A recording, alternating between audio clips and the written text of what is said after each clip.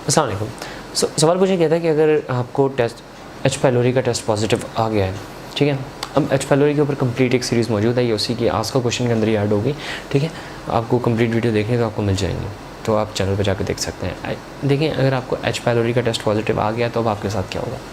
H pylori का जब test positive आता है तो उसके बाद आपका डॉक्टर आपको ट्रीटमेंट स्टार्ट करता है, ठीक है। अब जो इसमें आमतौर पर ट्रीटमेंट होता है उसमें 3 डिफरेंट किस्म की दवाइयाँ दी जाती हैं, ठीक है। ट्रिपल रिजिम कहते हैं।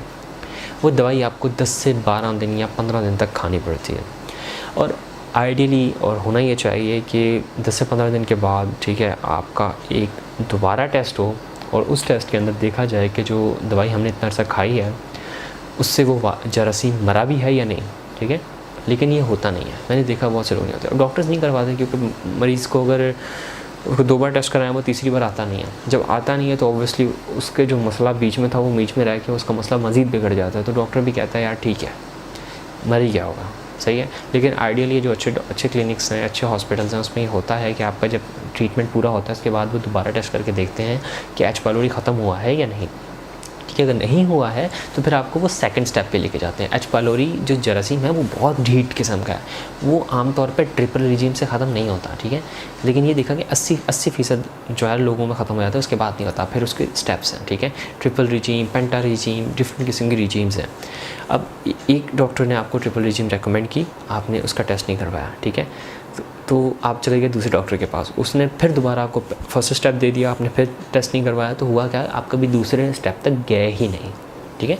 लेकिन अगर आप एक ही डॉक्टर को रखो, एक अच्छे डॉक्टर से आप मशवरा करके उसके बाद जो है उसे कंटिन्यू करो, तो आपको पहला स्टेप किया, ठीक है। उसने आपको 14 दिन के लिए दवाई दी, उसके बाद चेक किया यार आपका जो है वो जरासीम नहीं गया, उसने फिर आपको दूसरे स्टेप पे ले गया, यानी कि उससे हैवी किस्म की दवाइयाँ दी, ठीक है। उसके बाद टेस्ट किया, जी हाँ आपका क्लियर हो गया, ठीक है। अगर फिर भी सेकंड स्टेप से भी नहीं क्लियर हुआ तो फिर वो आमतौर पे होता है कि वो चेक करते हैं कि भाई इस जरासीम के अंदर प्रॉब्लम क्या, क्यों नहीं मर रहा। फिर उसका रेजिस्टेंस टेस्ट होता है, ठीक है। कल्चर रेजिस्टेंस टेस्ट करके उसके बाद देखते हैं कि भाई कौन सी दवाई जो है इसके अगेंस्ट सही काम कर रही होती है, तो फिर वो चीज़ें चेक की जाती हैं, ठीक है।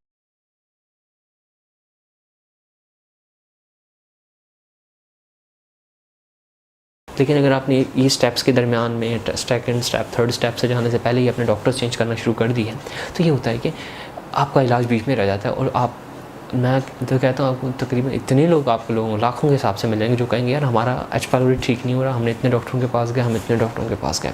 उसकी बुनियादी वजह ये कि वो एक डॉक्टर के पास नहीं रहते। और ये जो स्टेप्स का सिस्टम है, ठीक है, ये तभी चलेगा जब आप एक अच्छे डॉक्टर के पास ही रहेंगे। आप एक डॉक्टर छोड़ के दूसरे पे जाएंगे, वो फिर दोबारा पहले से स्टेप से स्टार्ट करेगा, ठीक है।